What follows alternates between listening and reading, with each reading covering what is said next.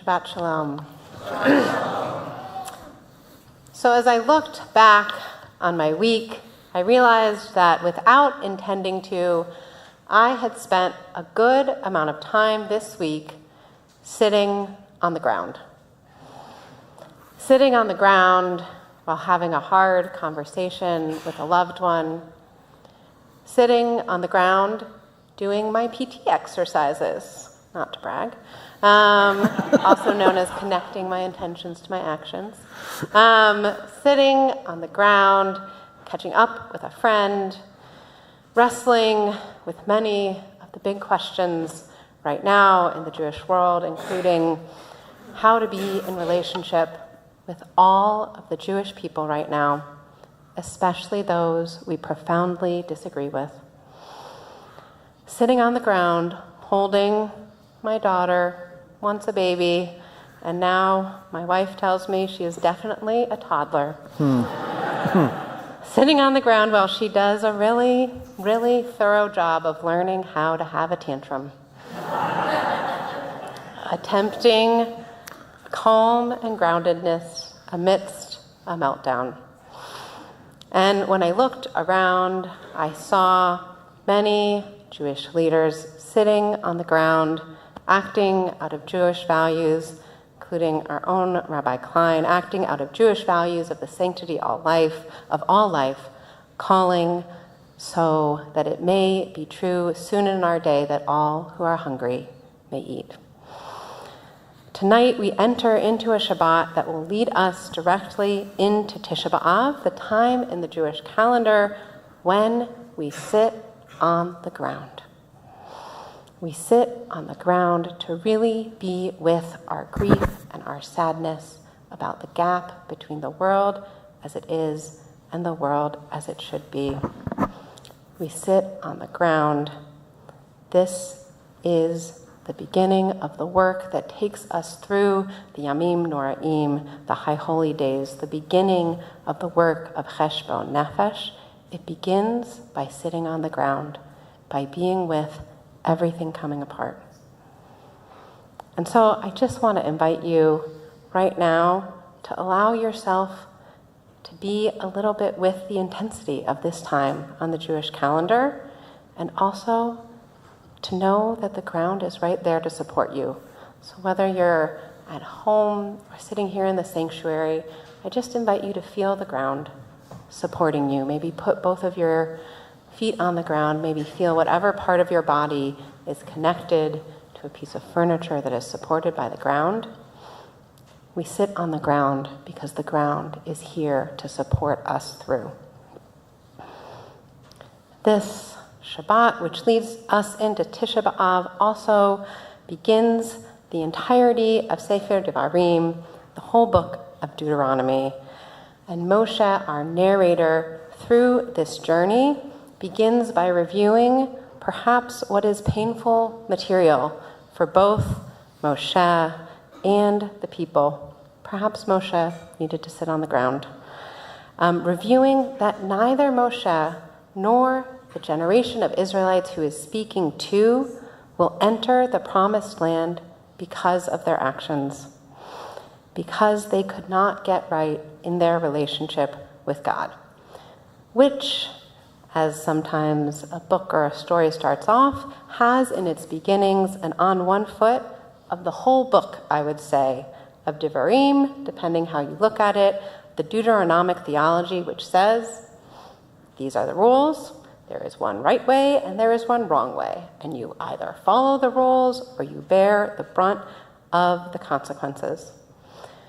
Personally, I find that a bit harsh, pedantic at times, not teeming with nuance and complexity, missing a little bit of an on-ramp for ethical discernment, for when we don't know which way to go, when we don't know the consequences of our actions, and missing a bit of the space for transformative learning and growth, which later Rabbinic Judaism and centuries of Jewish tradition come to offer us on these texts, to find spaces between the black fire and the white fire of this, at times, binary, I'm not going to lie to you, Deuteronomic Torah.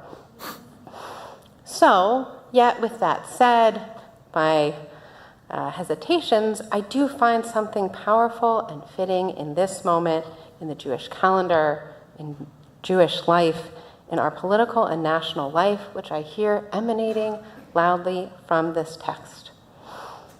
We must all act, and actions have consequences. Our actions have consequences, not always the ones we intend, not always the ones we can predict, but there are actions and there are consequences. And while we are far from in control of everything, and sometimes these days it may feel like we are not in control of anything, there is a simple truth that there are actions and there are reactions. There is what comes after. And so this text, which begins our Parsha, the whole book, Eila HaDevarim, these are the words, begins with a recounting the story of how the words and actions of the people have consequences. I find it both an invigorating and a terrifying truth that we cannot know the outcome of our actions. Poet Adrienne Rich writes on this in 1983, words which speak to me as if they could have been written yesterday. Eila HaDevarim, these are the words of Adrienne Rich on the necessity of action within the unknown of what comes next. When my dreams showed signs of becoming politically correct, no unruly images escaping beyond borders, when walking in the street, I found my themes cut out for me, knew what I would not report for fear of enemies' usage, then I began to wonder. Everything we write will be used against us or against those we love. These are the terms, take them or leave them. Poetry never stood a chance of standing outside history. We move, but our words stand, become responsible for more than we intended. Eila HaDevarim, these are the words of standing in the unknown, and standing in the unknown between actions that we are called to and what comes next. Eila HaDevarim, I found my themes cut out for me. I knew what I would not report for fear of enemy usage. Then I began to wonder, and I wonder perhaps if you do too, who and what am I becoming in a time in which our words themselves are twisted and taken from us as Jews, as transgender and gender nonconforming people, as queer people, as people of conscience living in a crumbling democracy, deporting our friends, our family, and our neighbors. Eila HaDevarim, everything we write will be used against us or against those we love. I wonder how to speak about rising anti-Semitism and white nationalism in the U.S., and about starvation in Gaza and missiles coming into Israel and the necessity to bring the hostages home in one breath.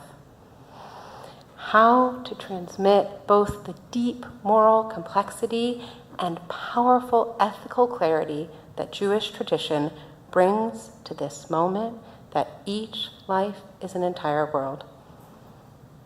Eila HaDevarim, poetry never stood a chance of standing outside history. And truly, I wonder, what bizarre loophole of history are we in, and how do we get out of it? What poetry do we need? What words, what recounting will anchor us to each other and to the dignity of all human life, even as everything seems to spin out of control around us? Eila HaDevarim, we move, but our words stand, become responsible for more than we intended.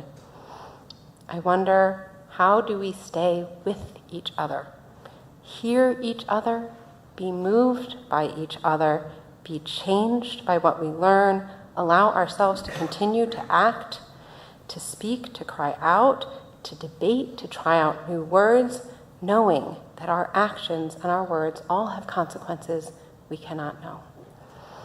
So let us return to Moshe's words in the beginning of this Parsha.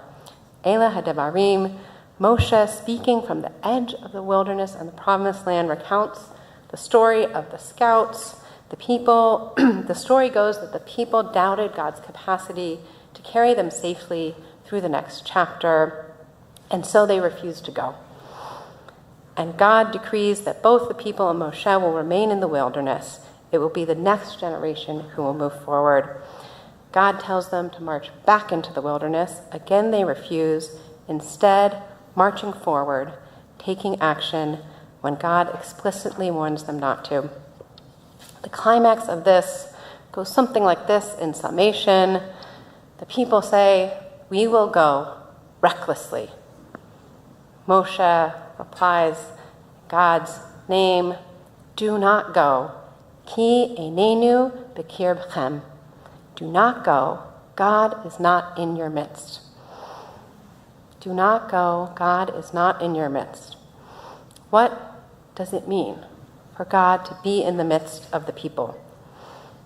Rabbi Kushner teaches on this idea of predicate theology, which means that when we say God is love, God is truth, these are not statements about God, they are statements about love and truth as divine, godly activities that bring God into our lives and into our midst. Ki einenu b'kirbchem. Do not go, for I am not in your midst. There are no divine attributes there, so we look to our tradition for what are the divine attributes, and we find them in the Slichot. Divine attributes are compassion, graciousness, being slow to anger, abounding in kindness, telling the truth, extending kindness, forgiving guilt, transgression, mistakes, creating opportunity for change. The Haftorah, as we've learned this week from Isaiah, offers us some more opportunities to see when God is in our midst through when divine actions are what we bring into the world, calling for us to learn to do good, devote ourselves to justice, aid the wrong, uphold the rights of the orphan, defend the cause of the widow. We are told in this week's Haftorah that our redemption is within righteousness, which brings us back to this question that Deuteronomy lays before us of right and wrong. And how do we move forward in a world when we cannot know the consequence of our action, when sometimes that binary of right and wrong makes us afraid to act, keeps us from thinking out loud, keeps us from figuring out the next best possible thing? How do we hold all of this? In a teaching on this, some of the core of this Deuteronomic philosophy, Judith Plaskow comments on the second paragraph of the Shema, the one we don't always read aloud. Maybe you read it in your prayers, which puts forward something like this. You do right, right happens. You do wrong, wrong happens. End of story. And teaches we don't have to read this literally, but in a world whose survival depends on the human capacity to value creation and care for it wisely, it's possible to interpret the passage more naturalistically. If we're able to develop an ecological consciousness, if we treat the earth with respect, if we are aware that we are embedded in a great web of life, of which God is the ultimate source and sustainer, the earth will bear fruit for us, and rain will come in its season. But if we believe we can trample on or transcend the constraints of nature, if we forget the sacredness of all things and make idols of our own wealth and power, the earth will not grant its produce, and both we and our world may perish.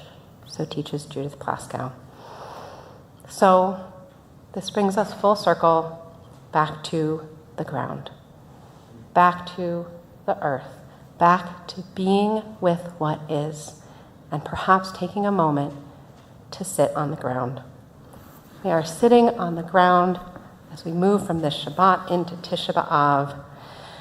Allow us to open up space that we didn't know was there, May our sitting with what is hard allow us to be with each other more fully and to nurture each other.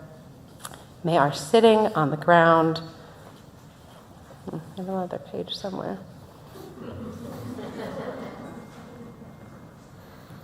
That might be it. Yeah. I should have sat down and just allowed Cantor Rosen to bring it to me. Humility, I mean, that is what sitting on the ground is, no? May our sitting on the ground deepen our own sense of interconnectedness. And in this way, may Elah HaDevarim, may these words that we will tell each other bear fruit for us, Ve'al Kol Yisrael, Ve'al Kol Yoshvei Tevel. May it come to us in its season, a rain which is nourishing and cleansing, and may the ground draw us closer to each other, to the sacredness of the earth and all who dwell within it. Ken Yehi Ratzon, soon and in our day. Shabbat Shalom. Shabbat Shalom. Shkach.